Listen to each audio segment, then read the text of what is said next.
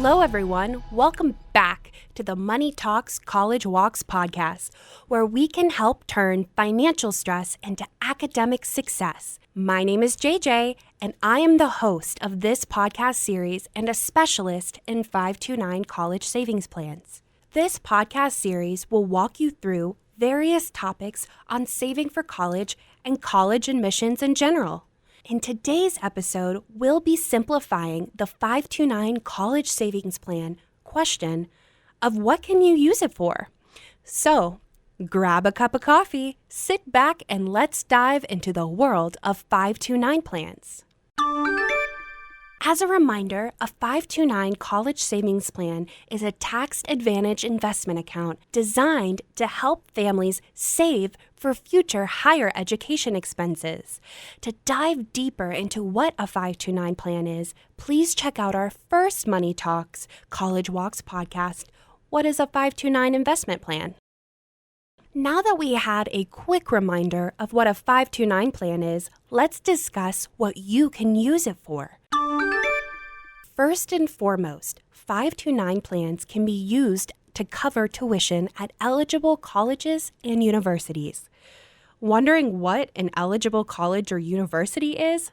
Great question. An eligible college or university for 529 plans is an accredited educational institution that can participate in federal financial aid programs under Title IV of the Higher Education Act.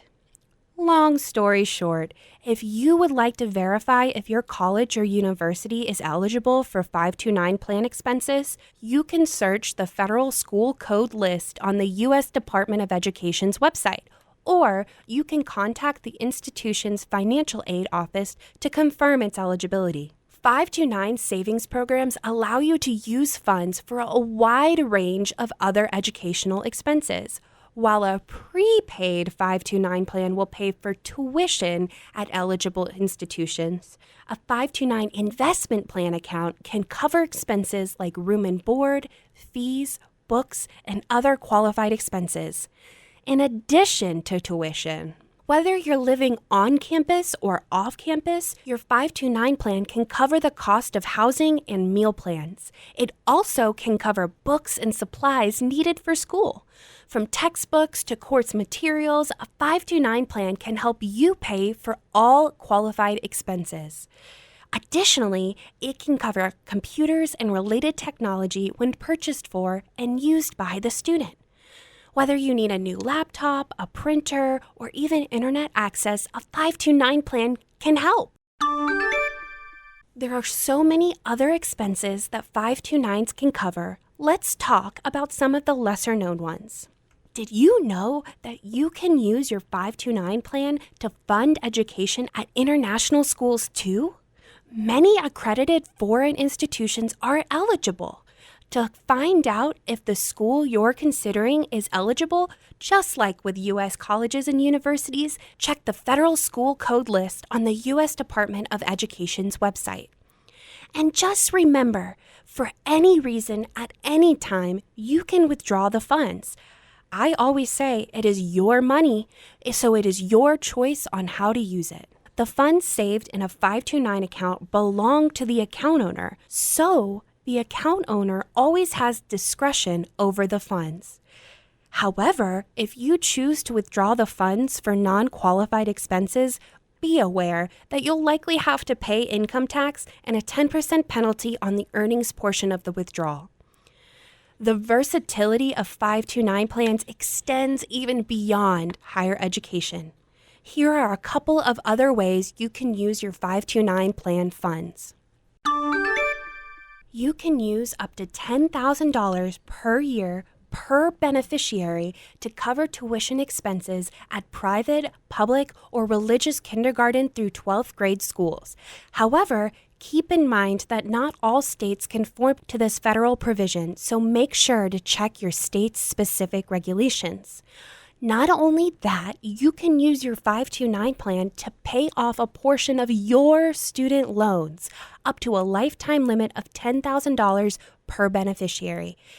Just so you know, withdrawals for tuition expenses at a public, private, or religious elementary, middle, or high school, registered apprenticeship programs, and student loans can be withdrawn free from federal and Wisconsin income tax.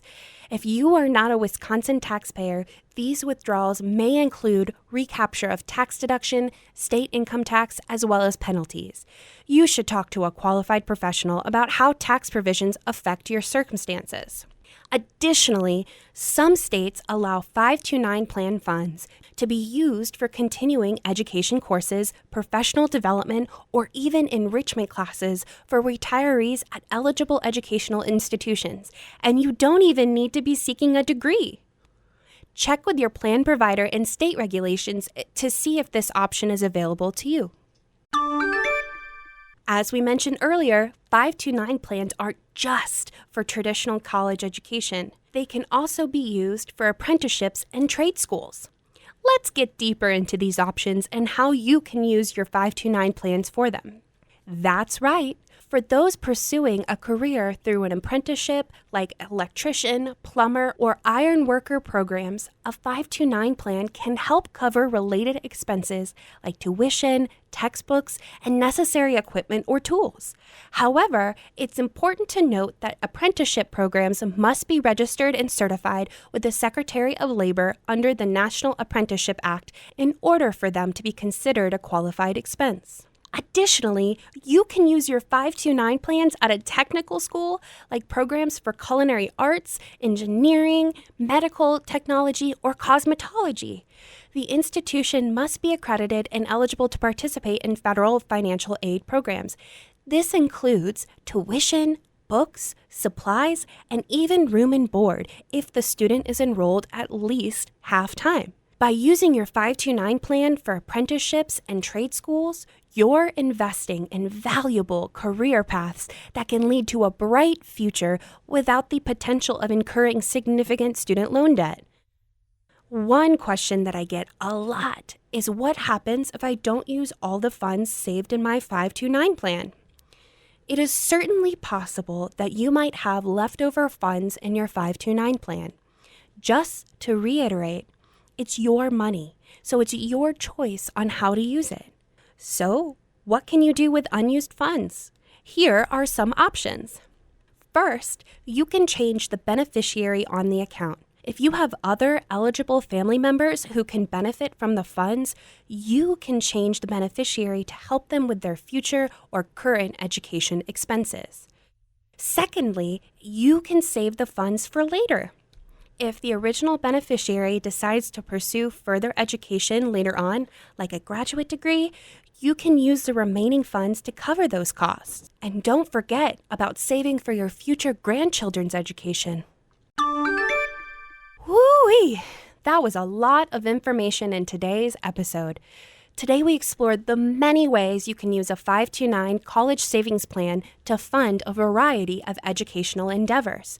From traditional higher education to apprenticeships and technical schools, 529 plans offer a flexible and tax-advantaged way to save for you or your loved one's future.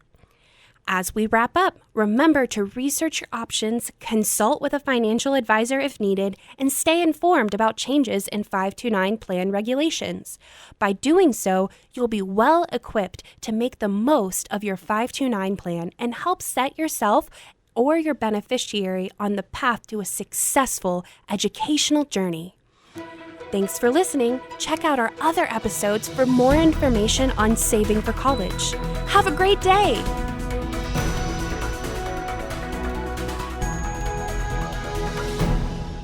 To learn more about Wisconsin's EdVest 529 College Savings Plan, its investment objectives, risks, charges, and expenses, please see the plan description at edvest.com. Read it carefully. Investments in the plan are neither insured nor guaranteed, and there is a risk of investment loss.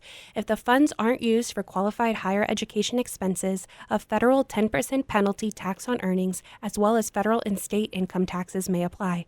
Check with your home state to learn if it offers tax or other benefits such as financial aid, scholarship funds, or protection from creditors for investing in its own 529 plan. TIAA CREF Individual and Institutional Services, LLC, member FINRA, distributor and underwriter for the EdVest 529 College Savings Plan.